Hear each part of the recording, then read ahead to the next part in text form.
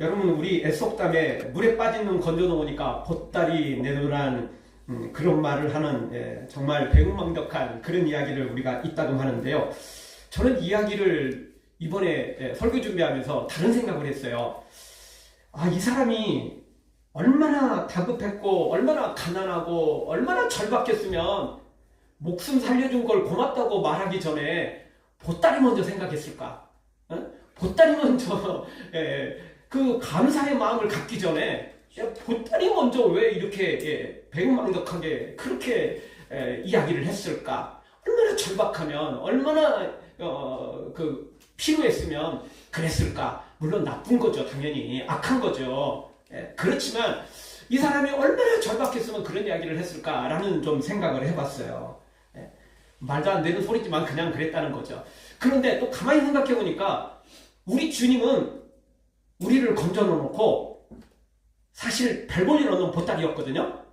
그런데 우리 주님은 그 보따리가 아니고 진짜 금보따리를 우리에게 안겨주시는 분이라는 거죠. 아멘. 이 놀라운 은혜가 우리에게 임했다, 나에게 임했다, 이러니까 감사한 마음이 또다시 들더라고요.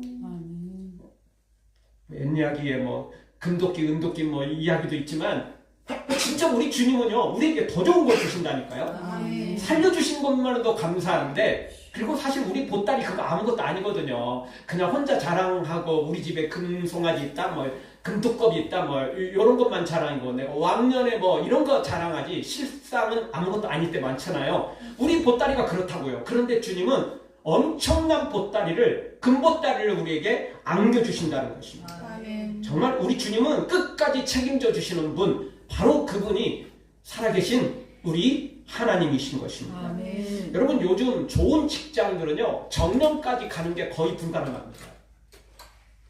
다 중간에요 조기 퇴직해야 돼요. 은퇴해야 돼요. 명예퇴직도 있고요.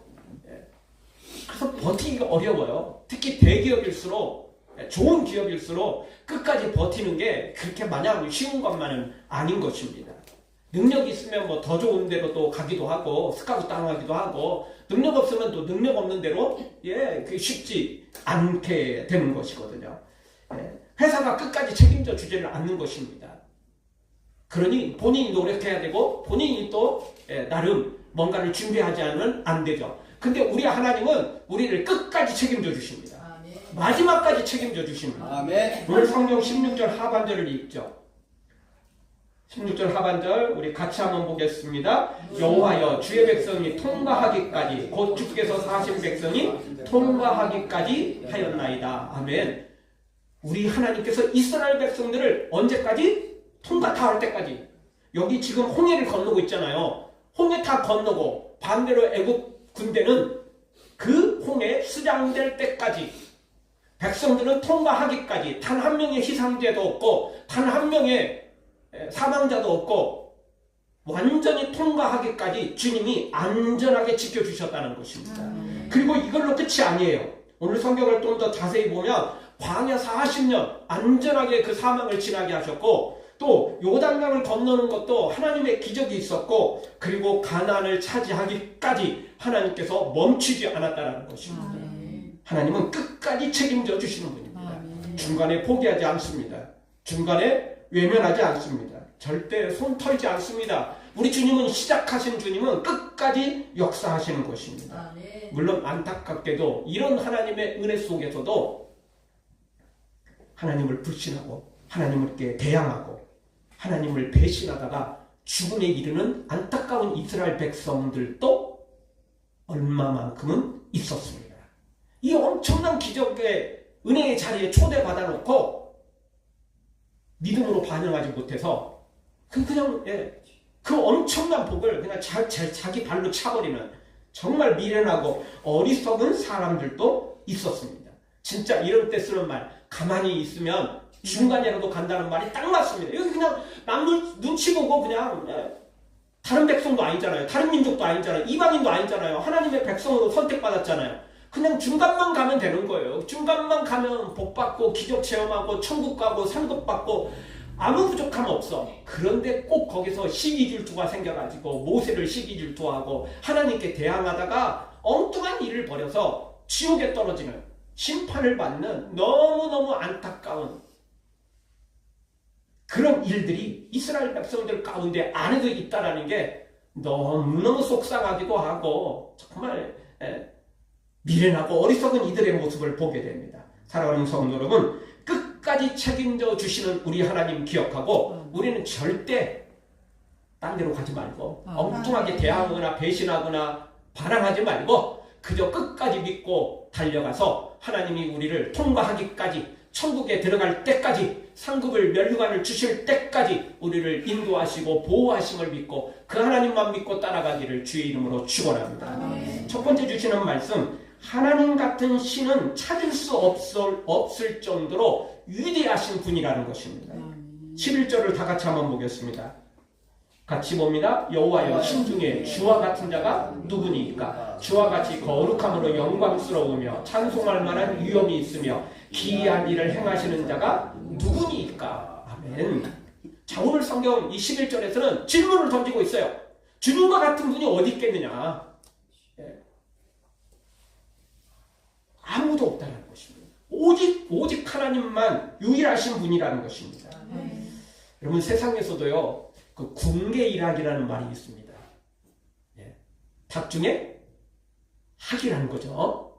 어떻게 닭하고 학하고 비교를 할 수 있겠어요.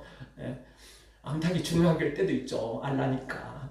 그래도 학하고 어떻게 닭하고 같이 비교를 할 수 있겠어요. 궁계일학이라는 말은 똑같은 사람 같지만 뛰어난 사람을 가리키는 것입니다.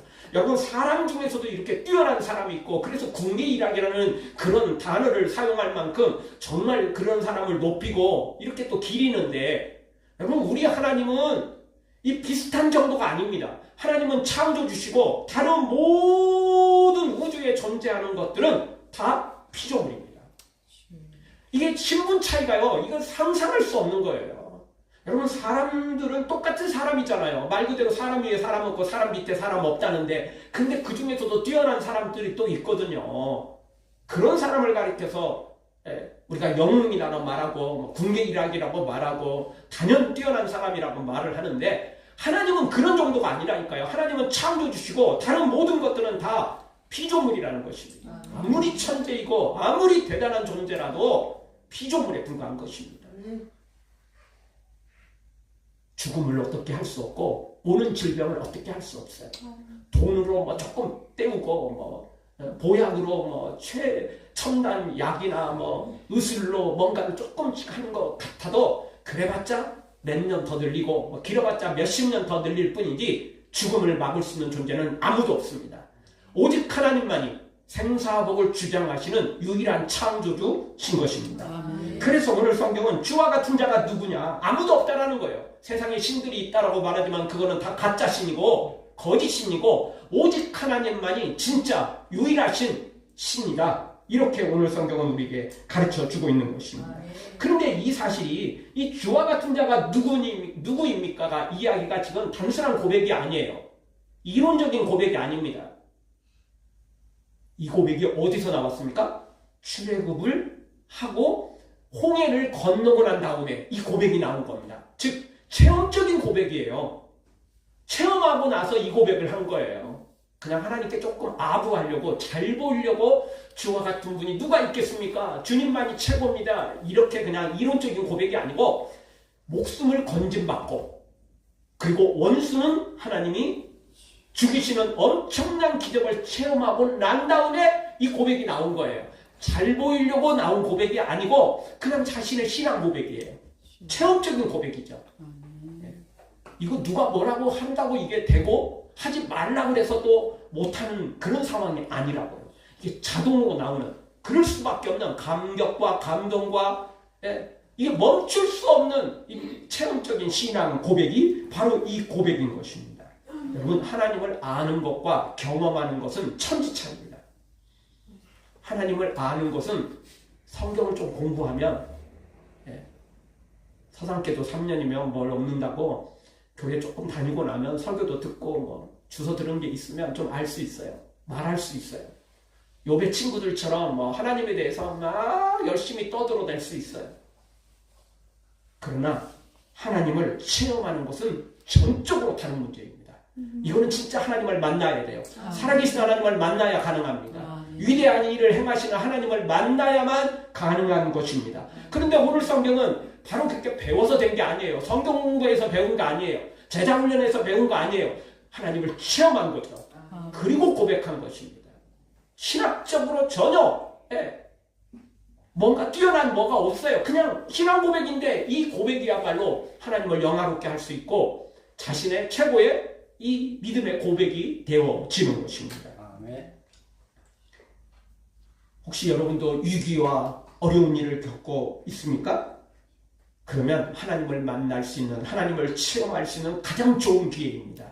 이스라엘 백성들이 이 엄청난 체험을 어디에서 했습니까? 앞에는 홍해, 뒤에는 애국 군대, 여기서 죽는다. 이 상황에서, 최고의 위기 상황에서 하나님을 체험하게 된 것입니다. 위기가 아니면 하나님을 만날 수 없어요, 사실. 하나님은 항상 살아계시고 우리 옆에 계시지만 위기가 아니면 우리가 하나님을 만날 기회가 없는 거예요. 하나님 옆에 계셔도 우리는 모르잖아요. 하나님이 우리 눈으로, 육신의 눈으로 보이는 것도 아니고 하나님이 또 일하시려면 우리가 믿음의 고백을 해야 되고 믿음의 기도가 있어야 되고 하나님만 바라봐야 되는데 마치 이 갓난 아이가 이제 조금 태어나서 조금 이제 뭔가 좀 밥을 먹으려고 하면 우리 잘 알잖아요. 숟가락 따가지고 다 흘리지만 엄마 아빠가 제대로 잡아주려고 해도 다 싫어해요. 내가 할 거야. 하지마. 다 흘리죠. 그러다가 몇 번을 흘리고 난 다음에서야 안 되니까 엄마 아빠가 가르쳐주면 조금 수긍하는 채 하는 것입니다. 그게요 안 돼요. 다 우리는요 자기가 똑똑한 줄 알고 자기 잘난 맛에 살아갑니다. 그래서 다 자기가 하려고 그래요. 내가 할게요. 하나님을 알아도 내가 한다는 거죠. 내가 한다는 거. 내가 모든 걸 내려놓고 하나님께 맡길 때 하나님이 드디어 일하시는 것입니다. 우리 그렇다면 우리가 위기의 순간에 앞에는 홍해, 뒤에는 애국군대, 이제 죽을 수밖에 없는 절체절명의 위기 순간에 하나님을 만날 수 있는 좋은 기회인 것입니다. 이 기회에, 이 어려울 때 포기하지 말고 반드시 이스라엘 백성들처럼 하나님을 만나는, 그래서 이렇게 하나님 같은 분이 어디 있겠습니까? 믿음의 고백을, 체험적인 고백을 할 수 있는 우리 모두가 되어지기를 주의 이름으로 축원합니다. 두 번째 주시는 말씀은 우리 하나님은 영육까지 책임지시는 하나님이십니다.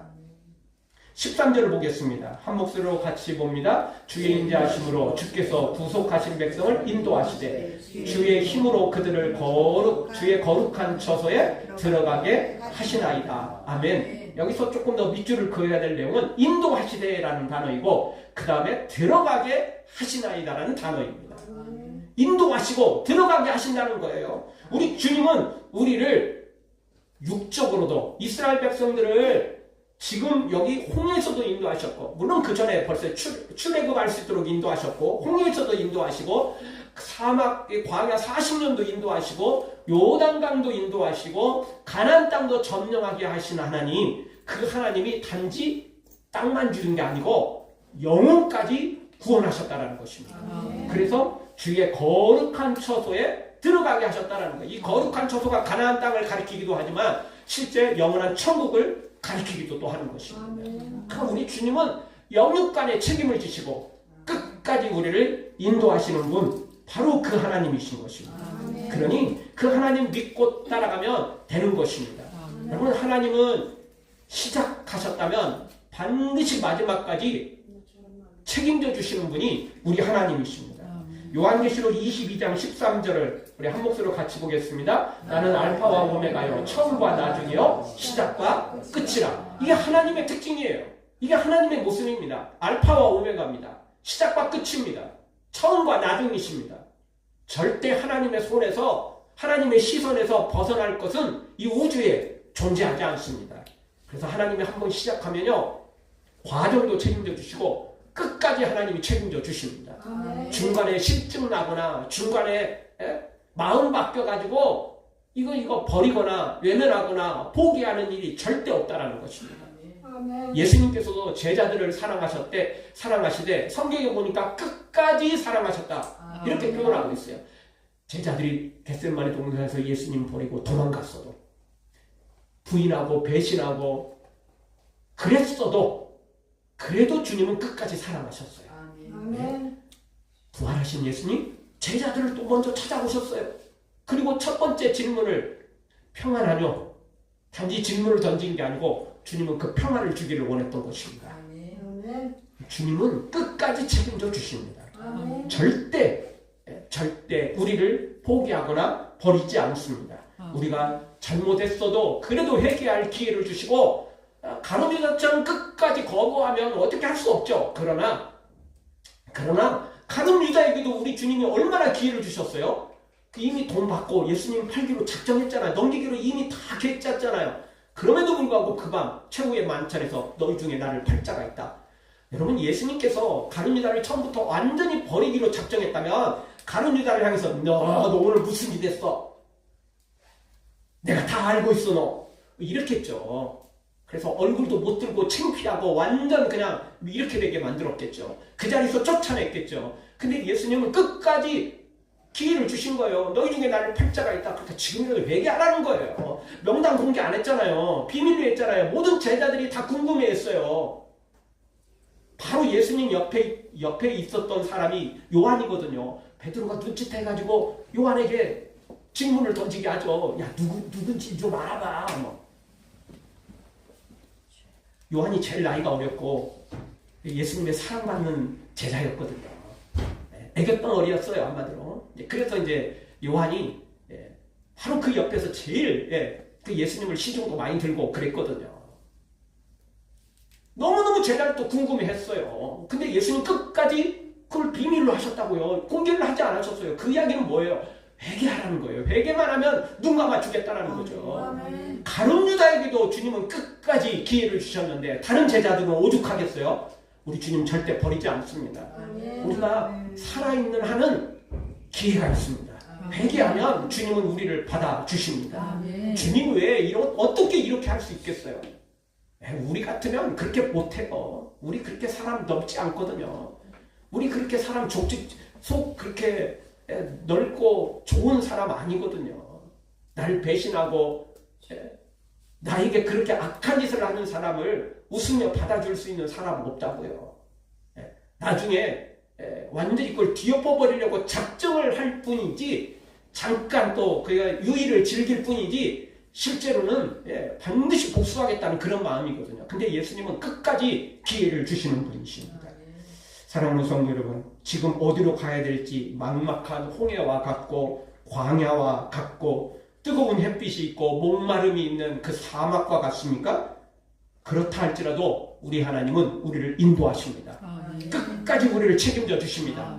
출애굽을 하게 하신 시작하신 하나님이 광야길도 요단강도 그리고 가나안 땅도 마지막까지 하나님께서 책임져 주십니다. 믿고 따라가면 주님이 기적을 베푸십니다. 홍해가 눈앞에 있어도 주님이 가르칠 것이고 또 뜨거운 햇빛 있어도 주님이 구름 기둥으로 인도하실 것이고 또 저녁에 추운이 있다면 불기둥으로 우리를 도우실 것이며 그리고 목마름이 있다면 주님이 반석을 통해서 또 물을 내시고 메추라기와 만나로 우리를 먹이실 것이고 놀라운 기적을 베푸실 것입니다. 믿고 따라가면 되는 것입니다. 믿고 따라가면 절대 실망하지 않습니다. 하나님은 절대 우리를 실망시키지 않는 유일하신 분이십니다. 우리 이 하나님 믿고 끝까지 따라가 마지막까지 영뿐만 아니라 우리의 육 모든 것을 책임져 주신 하나님, 인도하시는 하나님, 그 하나님 이스라엘 백성들처럼 우리도 체험해서 이 고백이 넘치기를 주의 이름으로 축원합니다. 마지막 세 번째로 열방이 두려움에 빠질 정도로 우리를 책임져 주시는 분이 우리 하나님이십니다. 하나님의 구원은 개인이나 한 국가를 넘어서요 모든 세상 사람들에게 민족에게까지 영향을 미칩니다.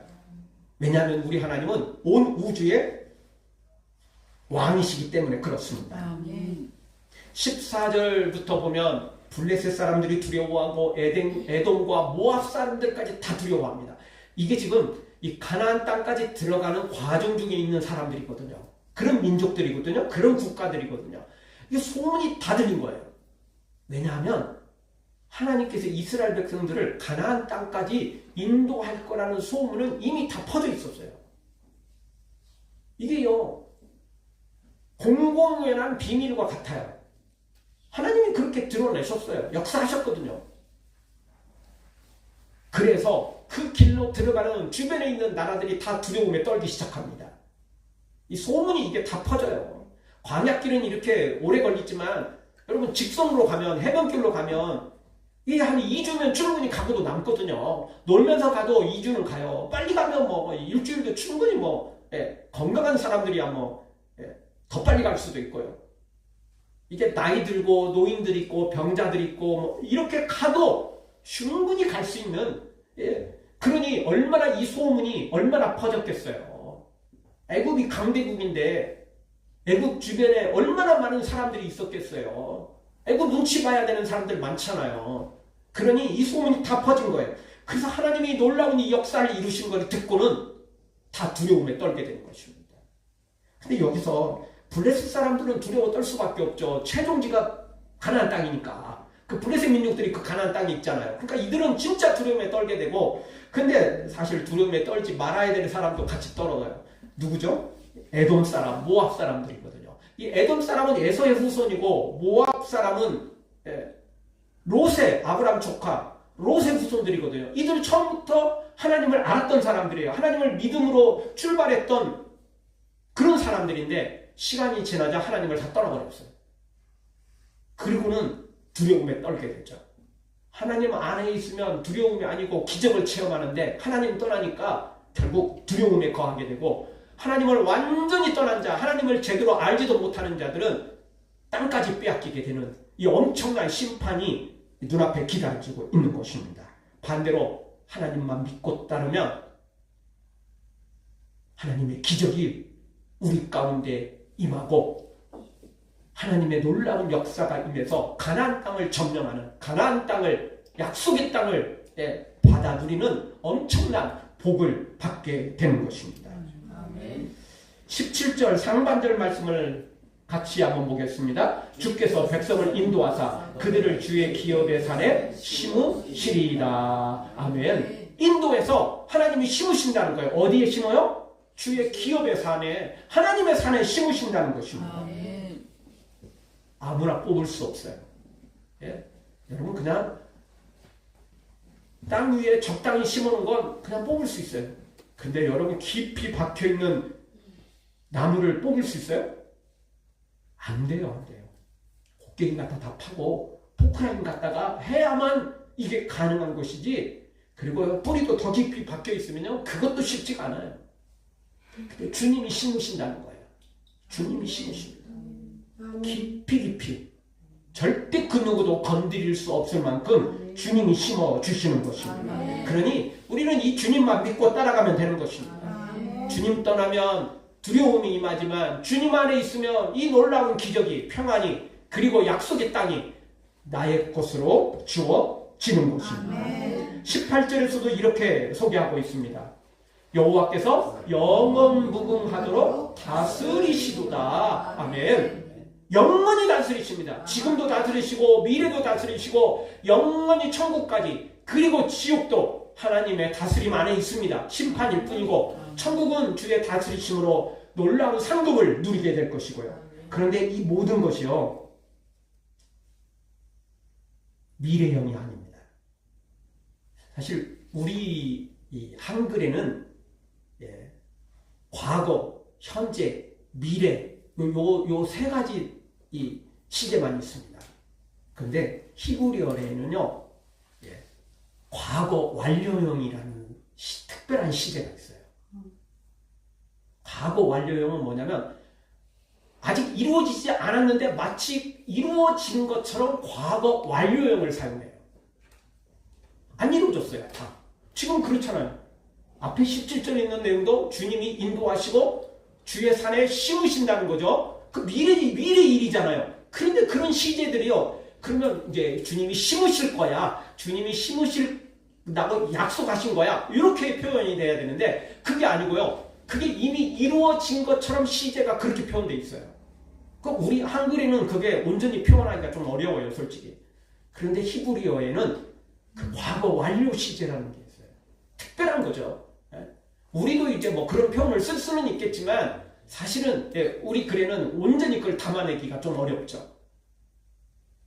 왜냐하면 주님은 한번 약속하시면 반드시 이루기 때문에 그게 충분히 가능한 것입니다. 그리고 성경에 32,560가지 약속 따라 주님이 약속한 것 중에 어느 한 개라도 어긋난 거 없어요. 어느 한 개라도 문제 생긴 거 없습니다. 주님은 약속하시면 반드시 이루시는 분이십니다. 그러니 이 약속은 흔들림이 없는 것입니다. 오직 하나님만이 이 약속을 할 수 있고 그리고 그게 온전히 이루어질 수 있습니다. 사람은요 아무리 약속을 해도 내가 꼭 나빠서가 아니라 천재지변이 일어나면 못해요. 그거 어떻게 할 수 없어요. 그렇잖아요. 하나님은 천재지변이 일어나도 하나님은 막을 수 없거든요. 하나님은 약속하시고 그냥 이루시는 겁니다. 시작하시면 반드시 완성하시는 것입니다. 어려워서 중간에 힘들어서 문제가 생겨가지고 포기하는 일이 없는 것입니다. 그러니 하나님은 이 약속이 온전히 이루어질 거라는 이 귀한 엄청난 이 고백이 오늘 이 성경 안에 들어있는 것입니다. 사랑하는 성도분, 하나님은 지금도 우리를 위해 일하십니다. 우리를 보호하십니다. 우리를 인도하십니다. 왜냐하면 우리를 너무너무 사랑하시기 때문에 이 모든 것을 하시는 것입니다. 사랑하지 않는다 할지라도 하나님이 한번 약속하시면 시작하시면 끝을 보시는 하나님이신데 우리를 너무너무 사랑하시는 그 하나님께서 멈추시겠습니까?